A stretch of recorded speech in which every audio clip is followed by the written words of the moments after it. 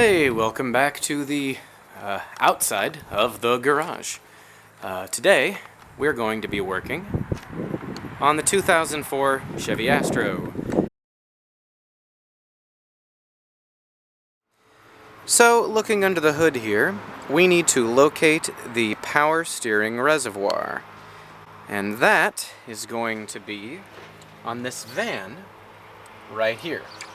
Power steering reservoir should have a symbol on it that looks like a steering wheel. If you can't locate it, check in your manual for the car. And you can always look it up online. I don't want to get power steering fluid all over. You can see that when that previous owner of this van overfilled it, some fluid has leaked out on some things. I've cleaned most of that up. There is a hose clamp here holding this hose onto the side of the reservoir, but this reservoir is full of fluid. And you can kind of see it's a really gross yellowish brown color. That's not right. That's not good. I'm going to get a bulb and suck out this fluid down to right about there, so that when I take that off, it doesn't come leaking out the side. When you pull out the power steering reservoir dipstick, it should have a rubber gasket there to keep dust and debris from falling in.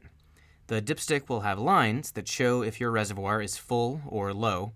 Note that some reservoirs are transparent with lines etched into the side of the tank itself. As you can see, mine is overfull. Okay, I've got a pan here ready to catch this gross fluid. I'm going to put on some gloves for this. And let's see what this stuff looks like. Hello, Kyle from the future here. After consulting the internet and some friendly folks at AutoZone, I'm fairly certain this color is the result of adding stop leak to the power steering fluid. It looks like mustard. Over time, especially if a vehicle sits without use, rubber seals and gaskets in power steering pumps, gearboxes, and rack and pinion systems can dry out.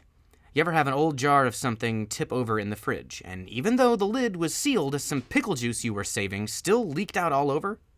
Yeah.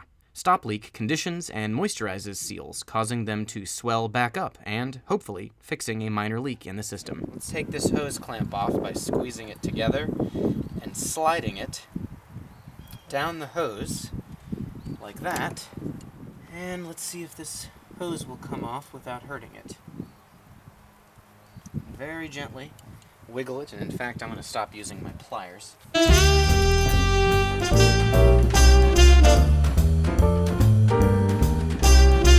There we go. Clean up a little bit of spill here. Now, what I need to do is plug up this attachment on the reservoir. I found this cap that will squeeze right onto this and stop fluid as I pour fresh into the reservoir from just letting gravity drip it out of that tube. That doesn't have to be a very snug fitting, just enough so that it won't keep leaking out. And this old bread pan is going to collect the fluid. I'm going to hold this here like that and refill. I think this is going to work fine. Dad, go ahead and let me get another rag, actually. So, make sure no lint goes down in there. Okay, go ahead and start it up.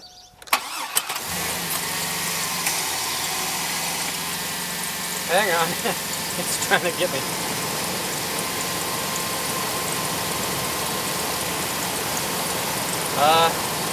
Okay, move the wheel back and forth, hit the brakes.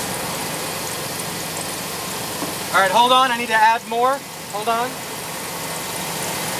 Look at the color of this clean fluid, watch this. See that? It sort of looks like cooking oil. It's a nice, clear, slightly amber color. Okay, go.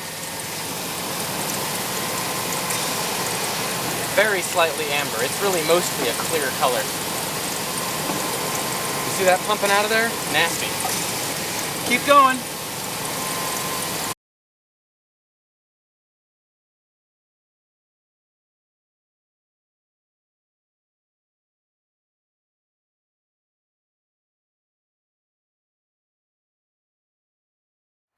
finally the fluid in the reservoir is starting to look better. This stuff looks like honey mustard. It is nasty. Wait, I can't. Yep, we can see. Fired up.